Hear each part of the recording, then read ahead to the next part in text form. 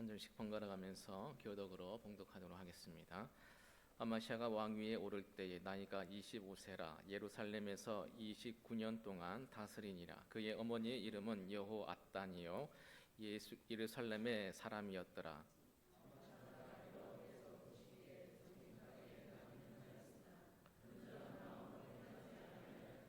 그의 나라가 굳게 섬에 그의 부왕을 죽인 신하들을 죽였으나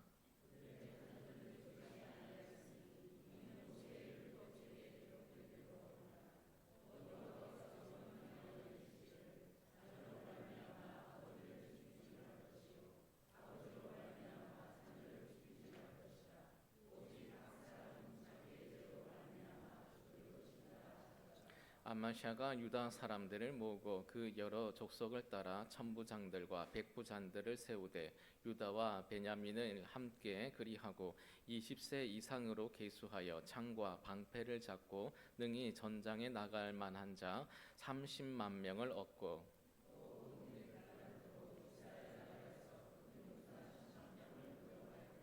어떤 하나님의 사람이 아마시아에게 나와서 이르되 왕이여 이스라엘 군대를 왕과 함께 가게 하지 마옵소서. 여호와께서는 이스라엘 곧 온 에브라임 자손과 함께 하지 아니하시나니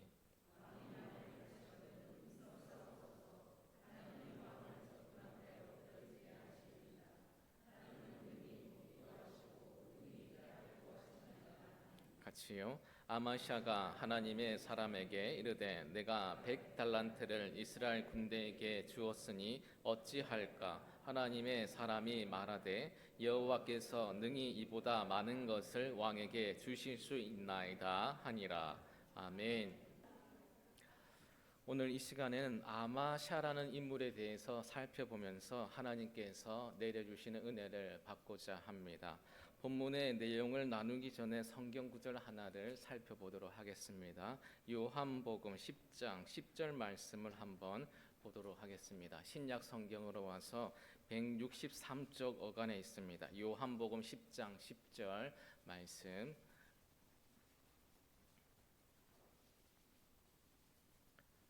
같이 읽습니다. 시작. 도둑이 오는 것은 도둑질하고 죽이고 멸망시키려는 것뿐이요 내가 온 것은 양으로 생명을 얻게 하고 더 풍성히 얻게 하려는 것이라. 아멘. 요한복음 10장 10절 말씀에는 예수님께서 왜 이 땅에 오셨는지에 대해서 예수님의 입술로 설명해 주신 내용이 담겨져 있는 구절이 요한복음 10장 10절 말씀입니다.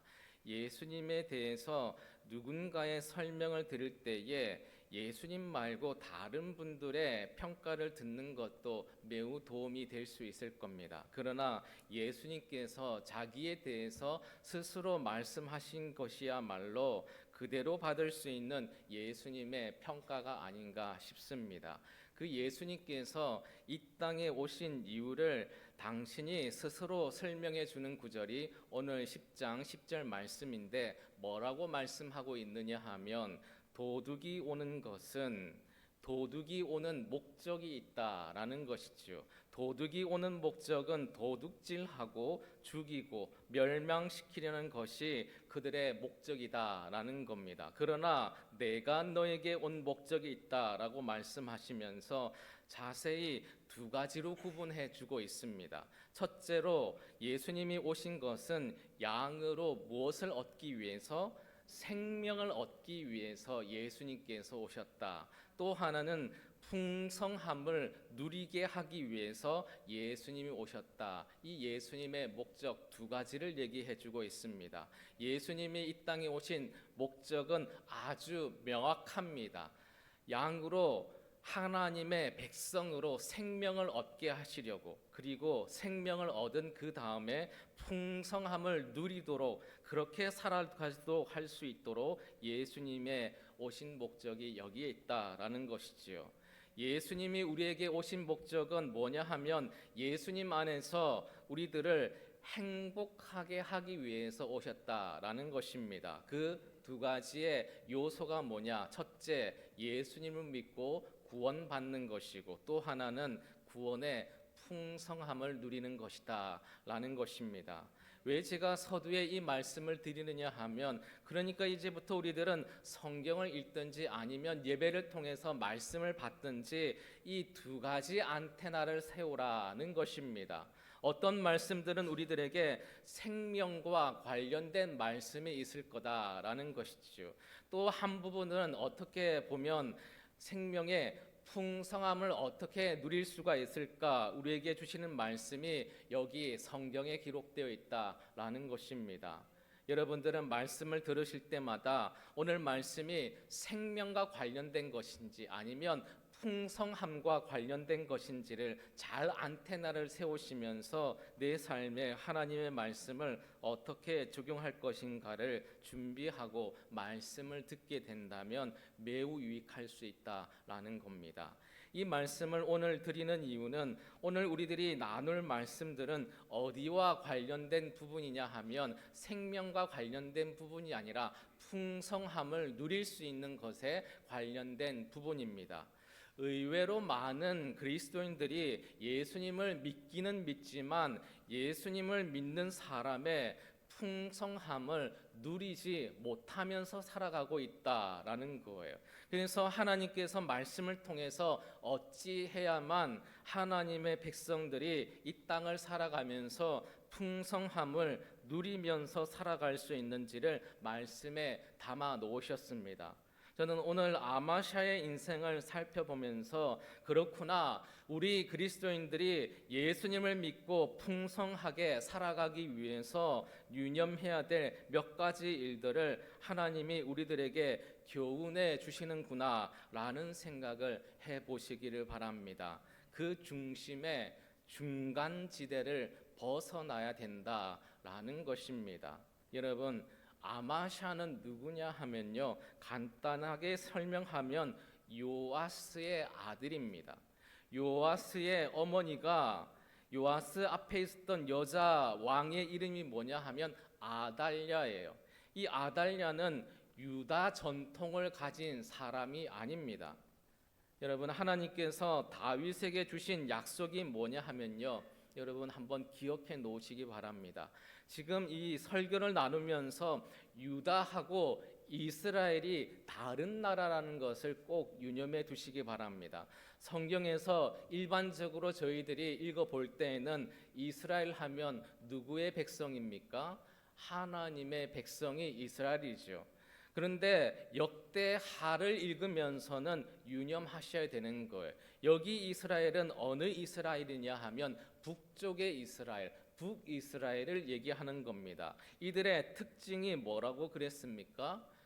다윗의 자손이 혈통이 아닌 나라가 북쪽 이스라엘이다, 그렇게 얘기했습니다. 여기는 뭐에 의해서 결정되느냐 하면 힘에 의해서 결정되는 나라가 북이스라엘입니다. 남쪽 유다는요, 다윗의 자손만이 왕이 될 수 있는 나라가 남유다입니다. 그래서 이들 가운데에 가끔씩 백성들이 왕을 죽이는 쿠데타를 일으키기도 합니다. 백성들이 왕을 죽이면 누구를 왕으로 세워야 될까요? 쿠데타를 주도한 그 누군가를 왕으로 세워야 될 것 아닙니까? 그런데 유다는 독특하다라는 것이지요. 이 아마사가 백성들에게 죽임을 당합니다. 백성들이 왕을 죽여도 누구를 왕으로, 다음 왕으로 세우느냐 하면 그 아들을 왕으로 세우는 거예요. 왜입니까? 유다는 하나님 나라의 약속을 가진, 약속에 기반한 나라이기 때문에 그렇다라는 것이지요. 근데 하나님의 약속이 중지될 뻔한 위기가 있었는데 어느 때냐 하면 아달랴 때입니다. 아달랴는 북쪽의 아합과 이세벨의 딸인 거예요. 하나님의 백성과는 전혀 상관없는 그런 사람인데 시집을 온 거죠. 그래서 이 사람이 다윗의 모든 혈통을 죽이고 자기가 왕이 되려고 했던 겁니다. 그때 하나님이 구해내신 사람이 한 명 있는데 요아스가 살게 되는 거예요. 그리고 이 요아스가 백성들에 의해서 죽임을 당하게 됩니다. 왜 그런지는 역대하 24장을 오늘 가셔서 한번 읽어보시기 바랍니다. 근데 백성들에게 죽임을 당하고 나서 백성들이 왕으로 세운 사람이 누구냐 하면 그의 아들 아마샤예요. 오늘 본문에는 아마샤가 어떤 사람인지 우리들에게 알려주는 그런 내용으로 되어 있습니다. 먼저 2절 말씀을 같이 한번 읽어볼까요? 25장 2절 말씀 우리 같이 한번 읽습니다. 시작. 아마샤가 여호와께서 행하지 아니하였더라. 아멘. 제가 첫 번째로 주목한 표현이 있는데 그게 뭐냐 하면 2절의 후반부 부분이에요. 하나님께서 그를 평가하시는데 이렇게 평가하고 있더라는 것이죠. 여호와께서 보시기에 정직하게 행하기는 하였으나 그러나 뭐 하지는 않았다고요? 온전하지는 않았다. 온전하지는 않았다. 근데 제가 이 온전하지 않았다라는 이 단어를 묵상하는데 어떤 마음이 드느냐 하면 이 사람은 온전하지 않았다. 그러니까 양다리를 걸치고 있었구나라는 생각이 들었습니다. 여러분, 늘 양다리가 문제 아닙니까? 연애할 때 양다리 걸쳐 보신 분 하는 발언을 들어보세요. 나는 능력이 많아서 양다리가 아니고 목사님 문어발이었습니다. 그러면 늘 거짓으로 살아야 되는 것이지요. 그렇지 않겠습니까? 마치 아마샤의 인생에 대한 하나님의 평가를 듣는데 그런 느낌이 드는 거예요. 여호와 보시기에 정직하게 행하기는 하였지만 온전히는 아니었대요. 여러분, 온전히라는 말이 무슨 말씀일까요? 진심은 아니었다라는 것이지요.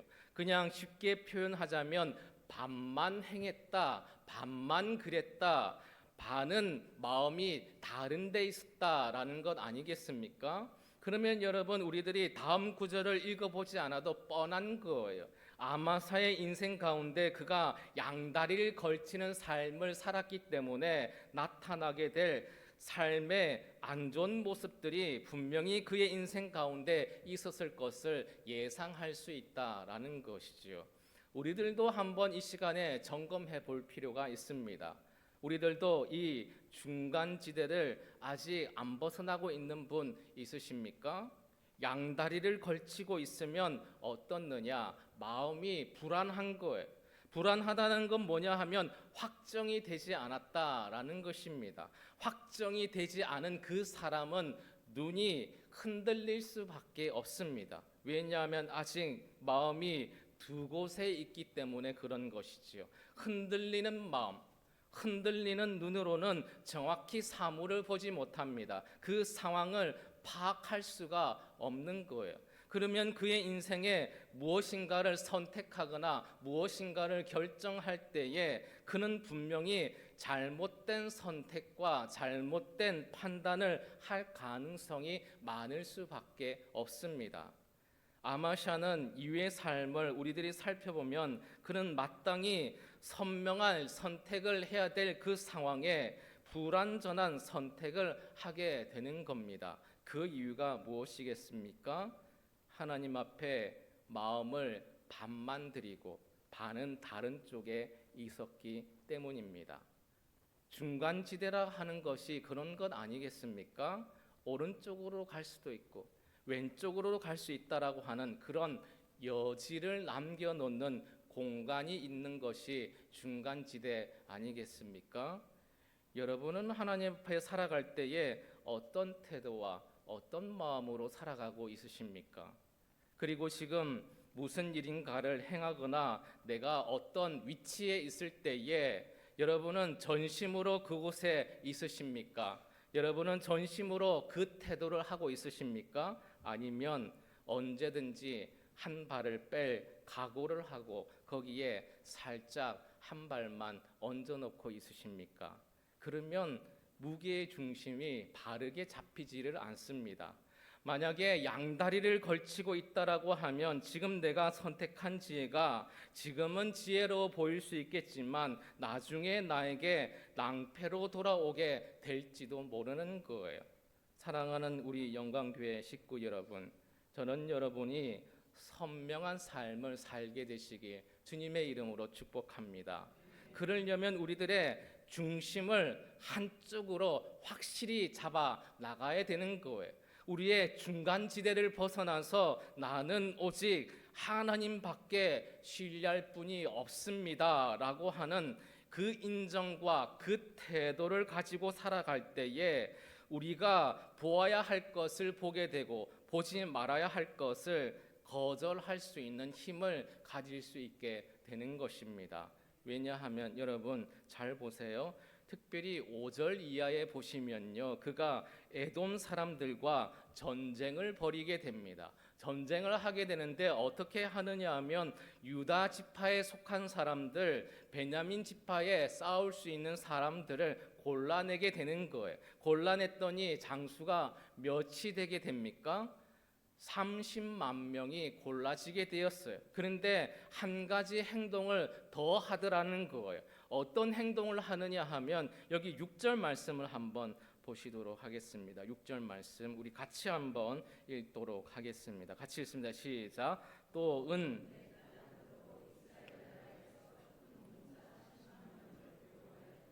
아멘. 어디에서 10만 명을 고용했다고요? 이스라엘. 여기는 어디 이스라엘이라고요?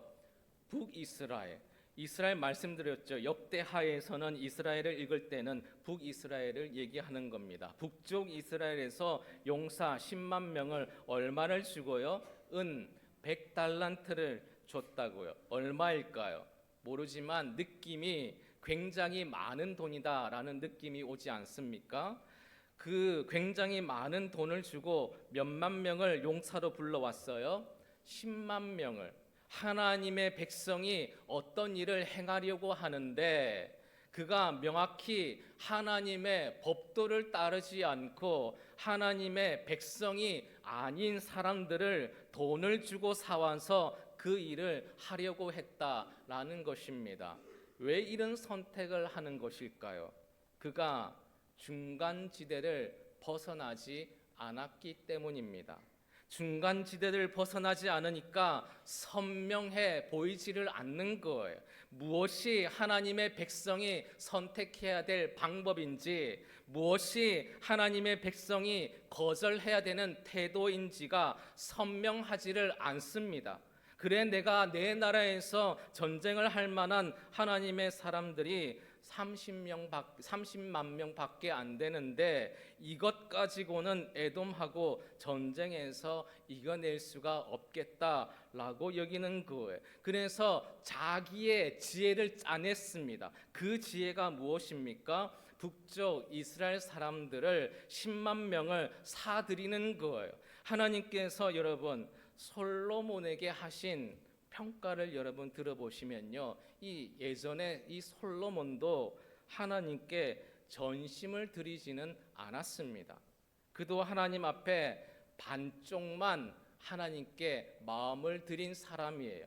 그래서 그의 지혜가 그를 낭패로 몰았습니다.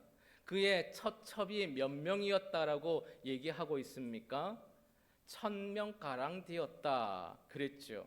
왜 그는 처와 첩을 그렇게 많이 두었을까요? 주변국과 결혼이라는 연대로 끈을 묶게 되면요, 서로 공격을 주고받지 않을 것 같은 안전한 상태를 이룰 수 있다라는 자기의 지혜를 짜냈던 거죠.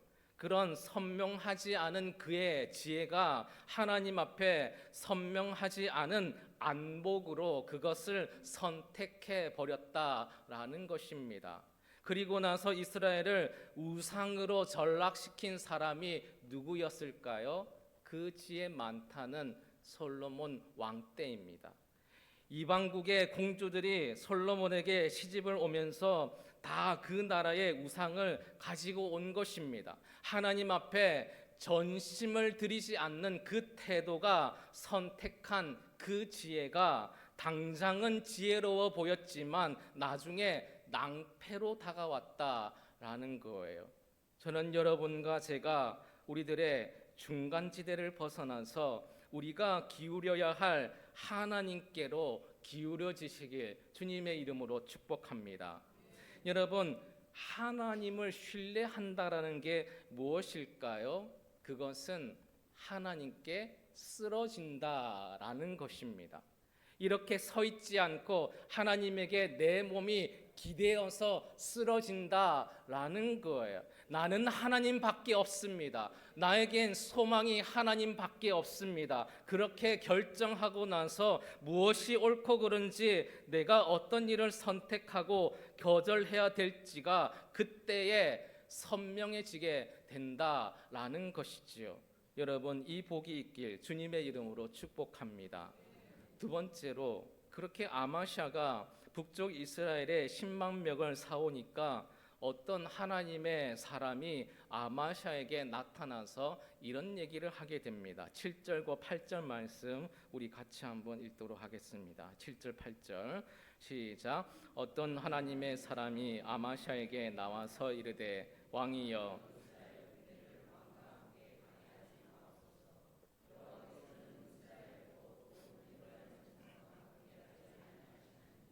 왕이 만일 가시거든 힘써 싸우소서. 하나님이 왕을 적군 앞에 엎드러지게 하시리이다. 하나님은 능히 돕기도 하시고 능히 패하게도 하시나이다 하니. 아멘. 여러분, 우리들이 다윗 때로부터 배워온 하나님의 방법이 있습니다. 그것이 무엇이냐? 전쟁은 누구에게 속해 있습니까? 전쟁은 하나님께 속해 있습니다. 이건 누구만이 볼 수 있느냐? 누구만 볼 수 있는 안목이냐 하면 하나님께 쓰러져 있는, 하나님께 기대어 있는 사람만 볼 수 있는 안목이 이런 안목이다라는 것이죠. 여러분, 다윗이요, 어떻게 돌팔매만 들고 창과 칼을 가지고 있는 골리앗에게 뛰어들 수 있었을까요? 여러분, 이것은 상식적이지 않습니다. 이성적이지 않아요. 경험적이지 않습니다. 지혜롭지 못한 판단이에요. 만약에 양다리를 걸친 사람이 있다라고 하면 다윗을 막아서는 거죠. 그래서 사울이 막아서는 겁니다. 그래서 형들이 다윗을 막아서는 거예요. 하나님께서 요단강을 건너게 하실 때에 여호수아에게 명령하는 겁니다. 제사장들이 법궤를 메라. 그리고 그냥 먼저 법궤를 메고 나서 요단강으로 걸어 들어가라. 강둑까지 흐르는 그 요단강을 그냥 들어가면 물이 갈라질 거라고 생각하는 건 합리적이지 않습니다. 이성적이지 않습니다. 경험적이지 않습니다. 그리고 양다리를 걸친 사람에겐 지혜로워 보이지도 않습니다. 그래서 그 길을 선택할 수 없는 것이지요. 그래서 하나님께서 말씀을 하셨지만 아마도 요단강에 어디가 강폭이 좁은지, 어떻게 하면 쉽게 넘어갈 수 있는지를 찾느라고 시간을 허비할 수밖에 없는 사람이 바로 양다리를 걸친 사람입니다. 하나님은 홍해를 가르게 하실 때에 모세에게 지팡이를 든 손을 내밀어라 이렇게 말씀하시는 것. 여러분, 지팡이를 든 손을 내민다고 홍해가 갈라질까요? 이건 이성적이지 않습니다. 논리적이지 않아요. 합리적이지 않습니다. 경험적이지 않습니다. 특별히 지혜로워 보이지도 않는 그런 방법이에요. 양다리를 걸친 사람에겐 도무지 선택할 수 없는 방법이 이런 방법이지요. 그런데 하나님의 권능을 인정하고 하나님께 몸을 기대고 쓰러진 그런 사람에게는 하나님이 내게 정답이 되시니까 그분이 내게 주시는 것이라면 내 지금까지의 나의 이성, 나의 생각, 나의 경험에 반대되는 것이라고 할지라도 하나님을 선택함으로 과감히 나를 던질 수 있는 것, 이것이 믿음인 줄 믿습니다. 근데 아마샤는 하나님께 전심을 드리지 않으니까 그리할 수가 없는 거예요. 하나님의 군사 30만 명이 있었지만 이것만으로는 안 된다라는 것이죠. 그래서 은 100달란트를 가지고 에브라임 사람들에게 주는 겁니다. 그래서 10만 명의 용사를 얻은 거예요.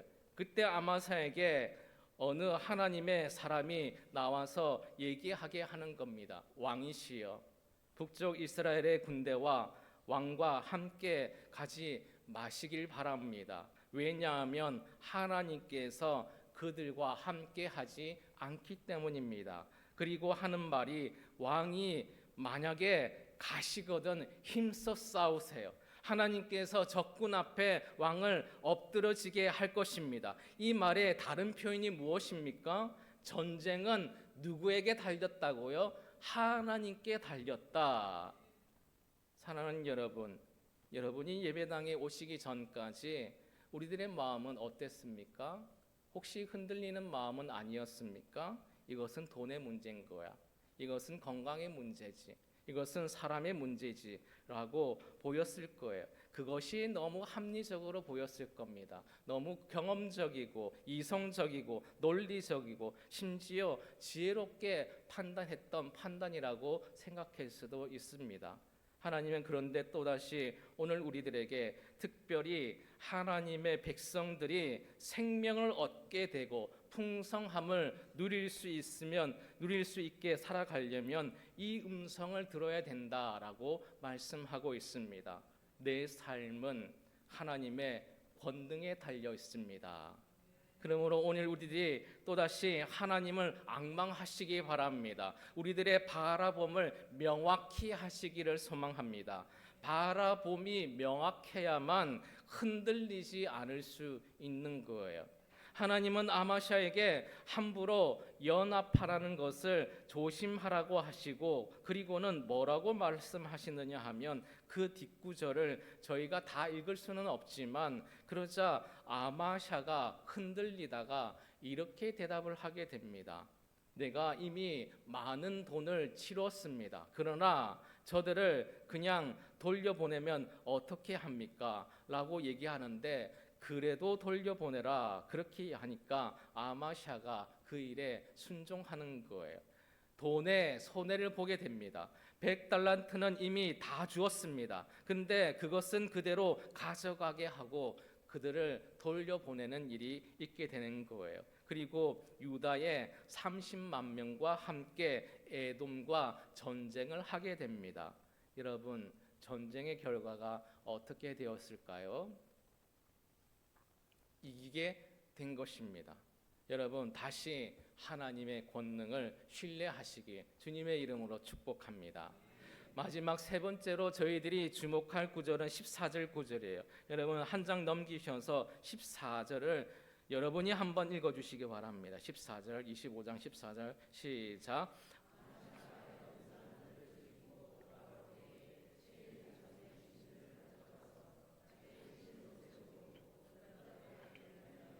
분양지라. 아멘. 이상한 행동을 하고 있습니다.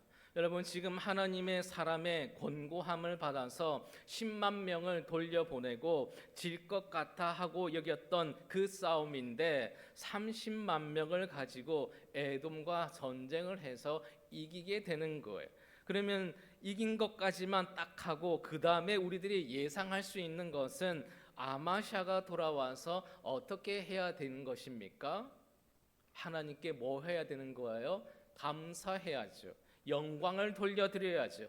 더더욱 하나님께 마음을 드려야 되지 않겠습니까? 그런데 14절 뭐라고 말씀하고 있느냐 하면 아마샤가 에돔 사람을 죽이고 돌아올 때에 세일 자손의 신들을 가져왔다. 그래서 자기의 신으로 세우고 그것들 앞에 경배하며 분향했다. 이렇게 말하고 있습니다.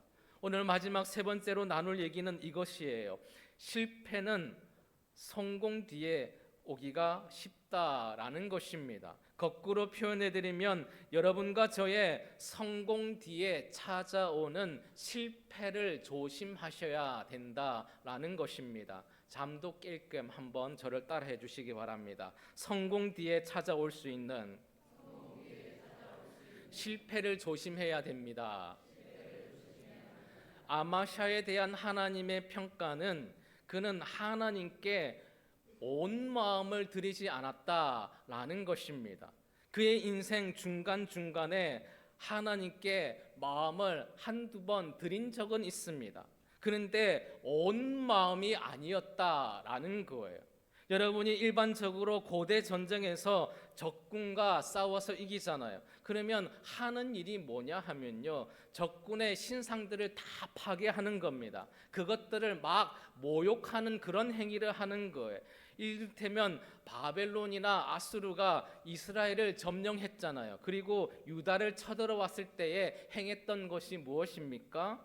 성전 안에 있는 금은 부화를 다 가져가는 거예요. 그리고 성전을 다 회파하는 겁니다. 파괴하는 겁니다. 이게 무엇을 뜻합니까? 너희들을 지켜준다라고 하는 신을 내가 내 발 아래에서 짓눌러 버렸다, 이것을 말하는 것이죠. 이게 일반적인 그런 행위입니다. 그런데 아마샤는 어떻게 하느냐 하면요, 자신의 하나님께서 승리를 주셨는데도 불구하고 하나님이 계셔야 될 그 자리에 다른 신을 가져다 놓았다라는 것입니다. 누가요? 왕인 아마샤가요. 이 전쟁의 공로가 하나님에게 있는 것이 아니라 자신에게 있음을 증명하는 힘으로 다른 신을 거기다가 올려놓았다라는 것입니다. 이것이 바로 교만한 마음 아니겠습니까? 여러분, 교만, 그는 동시에 두 가지를 같이 행했다라는 것입니다. 하나님이 가장 싫어하는 것 두 가지가 이거라고 그랬습니다. 하나님의 자리를 빼앗는 것. 우상 숭배는 뭐라고요? 하나님의 자리에 내가 아닌 다른 것을 올려놓는 것이 우상 숭배. 교만은 뭘까요? 하나님의 자리에 다른 것이 아닌 내가 올려놓는 것이 바로 교만입니다. 지금 아마샤는 그 두 가지 일을 동시에 하고 있다라는 것입니다. 아마샤는 에돔의 신을 존중하는 게 아니에요. 에돔의 신을 회피할 수 있는 입장이었지만 그 신을 자기가 그냥 선택해 버렸다라는 것입니다. 그리고 세워놓은 거예요. 그 이유가 하나라는 것이죠.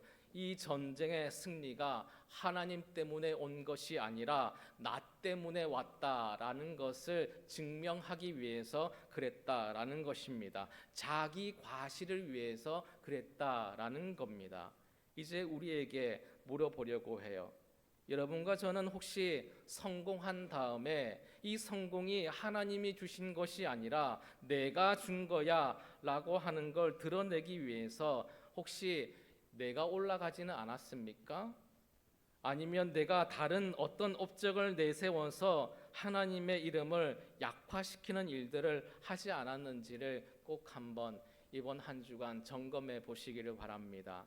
우리 자녀가 잘 된 것, 내 사업이 잘 되고 있는 것, 내가 다른 사람들보다 존중받으면서 살아가고 있는 것, 혹시 하나님께서 주신 것임에도 불구하고 그 성공 뒤에 우리의 마음이 높아져서 하나님을 뒷전으로 하고 있지는 않습니까? 그리고 우리가 앞서 있는 것은 아닌지 돌아볼 필요가 있다라는 것입니다. 그래서 27절 말씀에는 이렇게 정의하고 있어요. 여러분 약간 뒤로 오셔서 25장 27절 말씀을 한번 보도록 하겠습니다.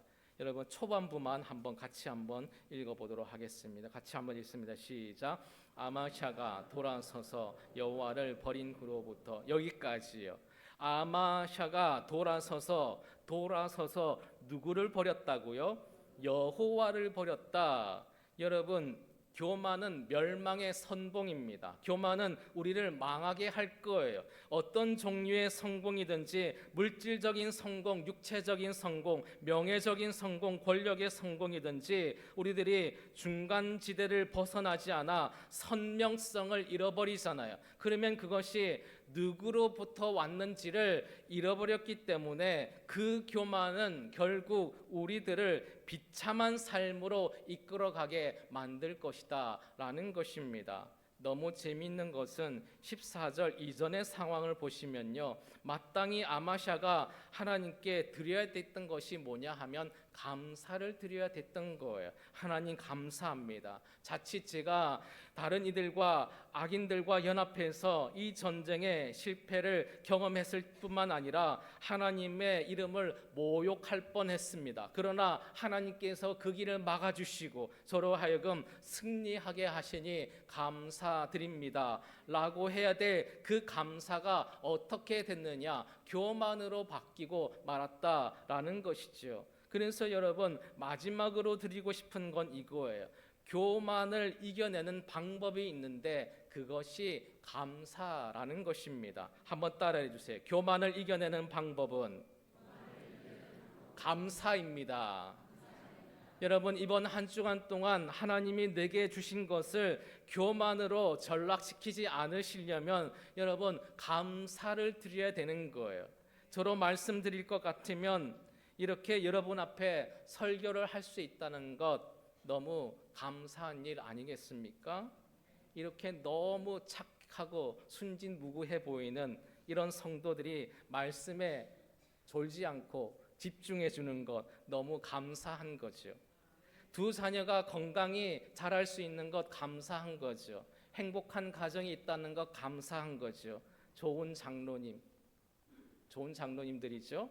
좋은 직분자들과 교육자들과 행복한 교회를 꿈꿀 수 있는 것 감사한 일이죠. 생각해 보면 감사의 조건이 많은 거예요. 그 감사는 우리들의 마음에 들어갔던 그 바람을 빼게 하고 우리가 어느 자리에 있어야 되는지를 알려주시고 하나님께 다시 기댈 수 있는 사랑으로 만들어주는 것이 감사다라는 것입니다.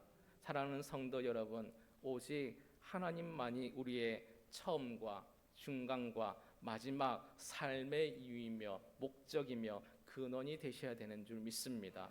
저는 우리들의 중간 지대로부터 하나님께로 주님께로 쓰러질 수 있기를 바랍니다. 그래서 주님과 함께 사는 인생 가운데에 때로 내게 사망의 음침한 골짜기가 올지라도 진흙과 같은 그런 아픔이 있을지라도 내 시선이 그 상황에서 흔들리지 않기를 소망합니다. 그 시선이 하나님께로 고정되어서 내가 어떤 말을 행해야 될지, 내가 어떤 생각을 해야 될지, 어떤 태도와 자세를 유지해야 되는지를 밝히 알기를 간절히 소망합니다. 그래서 끝내 하나님이 우리 손을 들어주시는 놀라운 믿음의 삶이 저와 여러분의 삶 되시기를 간절히 주님의 이름으로 축원합니다. 하나님 아버지, 우리 영광교회 백성들이 누려야 될 풍성함을 누리면서 살아가기를 원합니다. 양다리를 걸치는 사람이 아니라 전심으로 온전히 선명하게 하나님을 신뢰하는 마음으로 삶의 무게의 중심을 하나님께로 향하게 하여 주시옵소서. 나의 교만을 내려놓습니다. 다시 감사함으로 중간지대를 벗어나서 내 시선이 하나님께로 고정되어 살아가기를 원하오니 우리들에게 흔들리지 않는 믿음과 풍성함의 복을 내려 주시옵소서. 예수님의 이름으로 기도드립니다. 아멘.